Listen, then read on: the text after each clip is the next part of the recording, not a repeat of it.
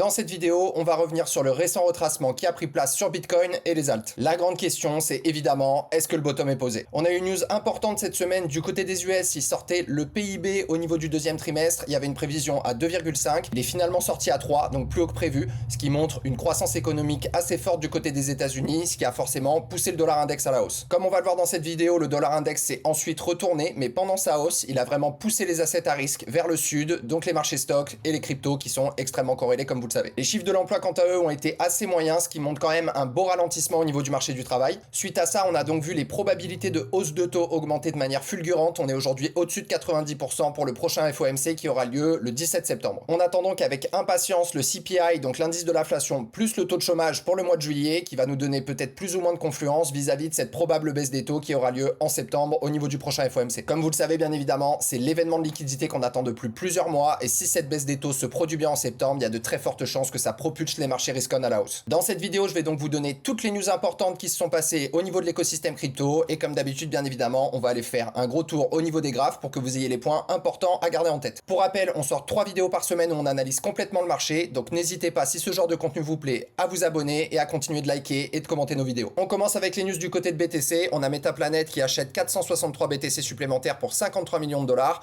Ils détiennent désormais pratiquement 17 600 BTC pour une valeur de 2 milliards de dollars. On continue avec Strategy qui a acheté la semaine dernière 21 000 BTC, donc l'équivalent de 2,46 milliards à un prix moyen de 117 000 dollars par Bitcoin. Et en plus de ça, on a Michael Saylor qui continue toujours dans sa lancée, qui a annoncé déposer une offre de 4,2 milliards de dollars pour acheter toujours plus de Bitcoin. On a également Trump Media qui rapporte 3,1 milliards de dollars d'actifs, dont une accumulation de 2 milliards de dollars en Bitcoin au deuxième trimestre. On a également H100 qui a acheté de nouveau 18 Bitcoins supplémentaires, ils en détiennent aujourd'hui plus de 700. Ça continue aussi du côté de Sequence qui a annoncé l'acquisition de 80 BTC pour 10 millions de dollars, portant leur réserve à pratiquement 3160 BTC. On continue du côté d'Ethereum, on a Bitmain qui annonce qu'ils détiennent désormais plus de 833 000 ETH d'une valeur de pratiquement 3 milliards de dollars. C'est désormais la plus grande trésorerie ETH au monde devant la fondation Ethereum. On a Sharplink qui continue également dans la même lancée, ils ont acheté 11 259 ETH, ils en détiennent désormais 449 000 d'une valeur de 1,73 milliard de dollars. On continue avec Solana, on a DeFi DevCorp qui ajoute 110 000 Solana à leur trésorerie, ils en détiennent désormais pratiquement 1 300 000 d'une valeur de 210 millions de dollars. Toujours du côté de Solana, au niveau des ETF, on a Franklin Templeton, Bitwise, Fidelity, Canary Capital, CoinShare, Grayscale et Van Eck qui ont déposé des déclarations d'enregistrement S1 qui ont été modifiées auprès de la SEC pour justement les ETF Solana Spot. Du côté régulatoire, on a le président de la SEC, Paul Atkins, qui déclare que sa priorité clé est d'établir un cadre réglementaire clair pour la cryptographie. Il a également dévoilé le projet crypto qui contribuera à garantir que les États-Unis restent le meilleur endroit au monde pour démarrer une entreprise, développer des technologies de pointe et participer au marché financier. Et on a aussi la Maison Blanche qui a préparé un décret exécutif pour infliger des amendes aux banques qui discriminent les entreprises crypto et les conservateurs. Derrière, on a le projet de décret qui ordonne justement aux régulateurs d'enquêter pour savoir si les institutions financières ont violé la loi sur l'égalité des chances en matière de crédit, les lois antitrust ou les lois de protection financière des consommateurs. Donc on voit qu'il y a vraiment tout un cadre régulatoire qui est en train de se mettre en place aux US pour justement pousser l'adoption des cryptos par les particuliers et surtout par les banques. Du côté de la guerre commerciale de Trump, on a le président Trump qui a déclaré que les États-Unis et le Mexique avaient convenu de prolonger leur accord tarifaire actuel de 90 jours supplémentaires, comme ils l'ont déjà fait avec la Chine. Ça bouge aussi du côté de l'Union européenne qui va retarder de 6 mois les droits de douane américains prévus pour permettre des négociations commerciales avec Trump parce qu'ils se sont fait quand même clairement découper sur l'accord. On a aussi eu l'annonce d'un accord commercial entre les États-Unis et la Corée du Sud qui impose des droits de douane de 15% et un accord d'investissement de 350 milliards de dollars aux États-Unis. Ça se gâte du côté du Canada, on a le président Trump qui augmente les tarifs douaniers sur le Canada de 25 à 35%. Et bien évidemment, vous l'avez vu, ça continue de chauffer entre Trump, l'Inde et la Russie. Le président Trump a affirmé qu'il va augmenter les tarifs douaniers de l'Inde parce qu'il ne se soucie pas du nombre de personnes tuées par la Russie en Ukraine. Du côté de la Fed, on a Powell qui continue de se prendre la pression par Trump. Il a vivement critiqué justement le président de la Fed. Il dit c'est trop peu, il est en retard. Jérôme Powell trop tard, il l'appelle, c'est vraiment un désastre. Il faut absolument que tu baisses les taux. Et la bonne nouvelle, c'est que les droits de douane font rentrer par contre des milliards de dollars aux États-Unis. On finit ces news avec le marché du travail américain. Comme on vous en a parlé en début de vidéo, l'économie américaine a créé seulement 73 000 emplois en juillet, en dessous des 106 000 attendus. On a un taux de chômage qui est à 4,2% conformément aux attentes. Et le rapport sur l'emploi de juin a été révisé à la baisse, ne faisant état que de 14 000 emplois créés. Donc ça montre vraiment un affaiblissement du côté du marché du travail US. Du côté du SP500, on a vu une belle correction avant-hier se mettre en place qui est déjà en train d'être avalée. Et ça c'est suite au fait que le dollar index, après sa hausse, est de nouveau en train de se retourner à la baisse. Même chose du côté du Nasdaq, après les 2 jours de liquidation, on repart en direction du nord. Et du côté du dollar index, suite au joli W qui a été imprimé, on reprend tranquillement la direction du sud, ce qui pousse bien évidemment les actifs à risque, donc les indices et les cryptos vers le nord. Au niveau des des probabilités de baisse de taux, si on regarde pour le 17 septembre, on est au-dessus de 88% de chances de baisser les taux de 25 points de base. Avant de passer à la partie analyse technique, je vous fais juste un petit rappel avant. Si jamais vous voulez rejoindre le Mare of Club, vous avez juste à cliquer sur le lien en description dans nos vidéos. Une fois à l'intérieur du club, vous aurez accès aux 4 piliers de notre stratégie, dont les portefeuilles avec les points d'entrée, les points de sortie et les pourcentages d'allocation. Vous aurez accès à tous nos alphas de trading pour aller surperformer le marché et extraire ce facteur croissance supplémentaire en plus de ce que vous faites avec votre portefeuille. Vous aurez également accès à nos 3 algos de trading sur Bitcoin, Ethereum et Solana pour vous générer des rendements complètement passifs. Et vous aurez bien évidemment accès à Q42 qui est une plateforme qui vous donne un accès anticipé à un ensemble de nouveaux projets crypto avant leur sortie. Du côté du club, on continue d'enchaîner les perfs. On a Romain qui nous a fait un plus 35% sur le dernier mois. Derrière, on a aussi Paul qui nous annonce sa super perf sur Pengu. On a vraiment bien pris le trade et on est sorti. Et on peut constater aussi que si vous regardez toutes les cryptos qui ont surperformé Bitcoin sur les 90 derniers jours, 80% d'entre elles ont été partagées dans le club. On attaque la partie analyse. On démarre avec Bitcoin. Donc vous vous souvenez, un petit bottom au 76 000. On casse ce biseau descendant. On fait notre market structure shift. On fait une première poussée jusqu'à 112 000 $.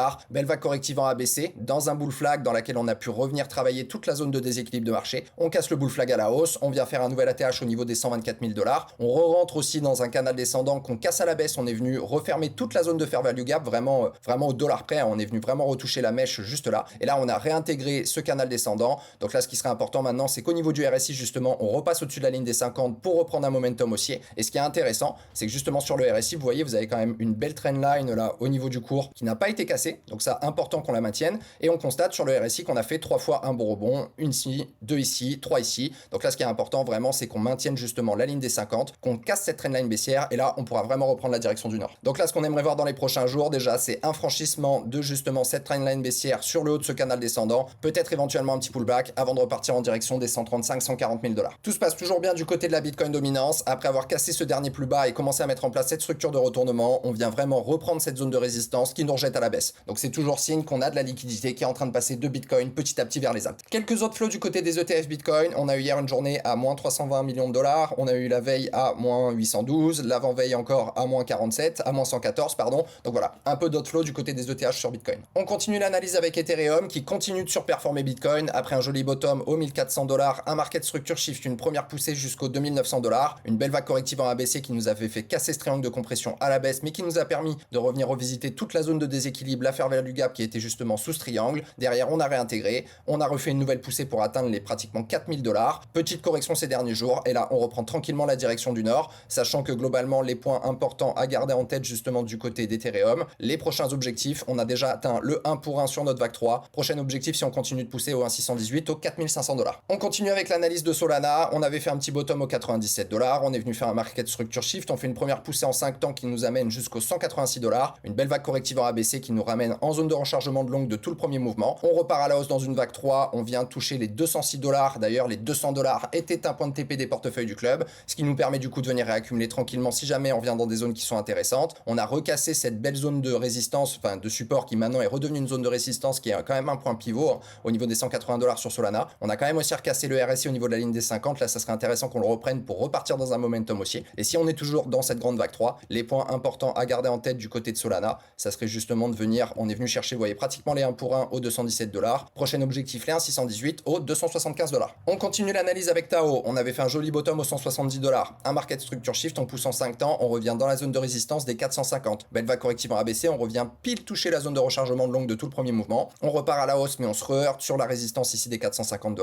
Rejet à la baisse, on a bien cassé quand même au niveau du RSI, donc on est quand même plutôt dans un momentum baissier. Là, ce qu'il faut surtout pas, c'est venir casser le dernier point bas pour conserver justement cette structure haussière de grande vague 3. Et derrière, si jamais on est toujours bien dans une vague 3, les points importants à garder en tête du côté de Tao, ça serait déjà les 1 pour 1 au niveau des 616 $ ou les 1,618 aux 820 $. On continue l'analyse avec le BNB qui nous a fait une belle poussée les dernières semaines. On était rentré dans un gros triangle de compression avec une belle vague corrective en ABC suite au top local au niveau des 760 $.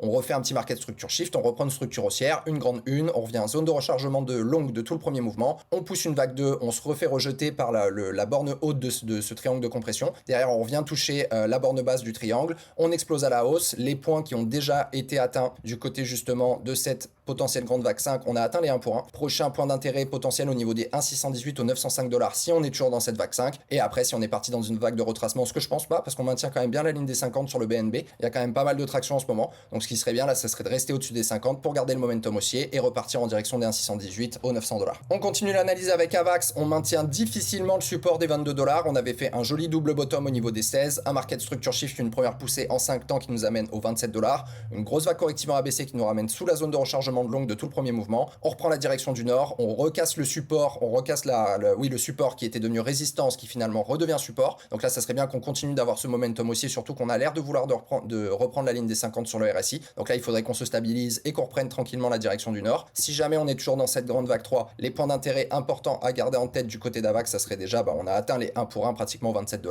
Sinon, on partira au niveau des 1,618 aux 35 $. On continue l'analyse avec SUI. On est aussi dans une zone importante là sur support au niveau des 3,50. On avait fait un bottom au 1,70. On fait un market structure shift. On pousse une jolie vague en 5 temps qui nous amène globalement au 4,20 $. On fait une grosse corrective en ABC. On retourne en zone de rechargement de longue de tout le premier mouvement. On reprend la direction du nord. On recasse cette zone de résistance au niveau des 4,10. On se fait immédiatement rejeter. On casse la zone de support des 3,50. Finalement, on est en train de les reprendre. On est toujours en dessous des 50 au niveau du RSI. Donc là, ce qui serait bien, c'est ce qu'on clôture au-dessus pour pouvoir justement reprendre un momentum haussier. Donc là, au niveau des points d'intérêt importants à garder en tête du côté de SUI pour cette grande vague 3, on a atteint les 0,786. Si jamais on est toujours dans cette grande 3, on ira chercher les 1 pour 1 au 4,90 ou les 1,618 si on pousse fortement. Dans les commentaires, vous m'avez demandé d'analyser le Jasmy. C'est ce qu'on va faire tout de suite. Et n'hésitez pas, si vous avez des cryptos que vous voulez que j'analyse, vous pouvez me dropper le nom dans les commentaires. Donc, au niveau du Jasmy, on avait fait un joli bottom au niveau des 0,0024. On fait une grosse structure en 5 vagues qui nous amène quand même une belle poussée jusqu'au 0,058. On fait une grosse vague corrective en ABC. On revient sous la zone de rechargement de longue ici de tout le premier mouvement. On est revenu retravailler pile toute la zone de fair value gap qu'on avait laissé quand on avait fait cette première poussée. Bon, derrière, on tient quand même pas trop mal. On avait cassé le support qui est important au niveau des 0,014. On a réussi à le reprendre. Là, ça serait important que ça le maintienne.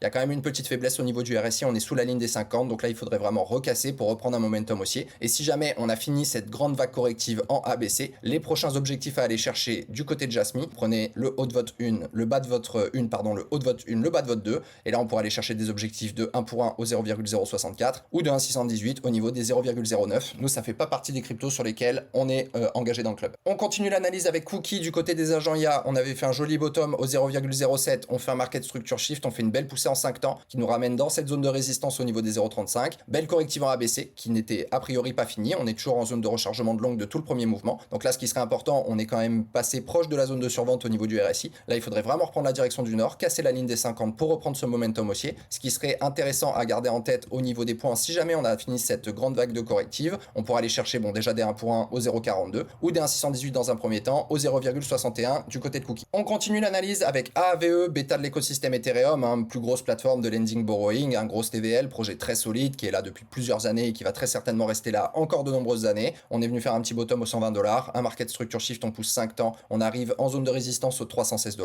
une petite corrective en ABC. On n'est pas revenu toucher la zone de fair value gap, je crois qu'on a retracé au niveau des 0,5 pile du premier mouvement. On repart à la hausse, mais là on a un peu de mal dans cette vague 3. On voit qu'on a bien cassé les lignes des 50, on est plutôt dans un momentum baissier. On a l'air aussi d'être sous compression au niveau du RSI. Donc là, ce qui serait important, c'est de casser la compression, reprendre la ligne des 50, repartir à la hausse. Et là, potentiellement, on pourrait continuer d'être dans cette fractalité de grande 3. Les points importants à garder en tête du côté de AAV, si on va chercher les 1 pour 1 aux 420 $, et si jamais on pousse jusqu'au 1,618, on se retrouvera au niveau des 550 $. On continue l'analyse avec Fog, bêta de l'écosystème Solana. Vous savez qu'on aime beaucoup cette crypto dans le club. Donc on est venu faire un bottom au 0,02, on fait un market structure shift, on fait une grosse vague 1 en 5 temps qui nous amène au 0,12, on fait une grosse corrective en ABC, on est toujours derrière en train de latéraliser, on n'a pas vraiment repris une direction très haussière. De toute façon, au niveau du RSI, on avait bien cassé la ligne des 50, on est en train de revenir flirter avec. Donc là, ce qui serait intéressant, ça serait de la maintenir pour reprendre vraiment justement ce momentum haussier. Si jamais on est bien dans cette fractalité de grande 3 du côté de Fog, les points importants à garder en tête, sachant que ça fait partie des prix sur lesquels c'est quand même intéressant d'en accumuler. Nous, on en accumule en dessous de 0,04 du côté du club, mais pour le coup, les points importants, ça serait le 1 pour 1 au niveau des 0,139 si jamais c'est une petite vague 3. Si jamais c'est une vague 3 un peu plus conséquente, les 1,618 au 0,2.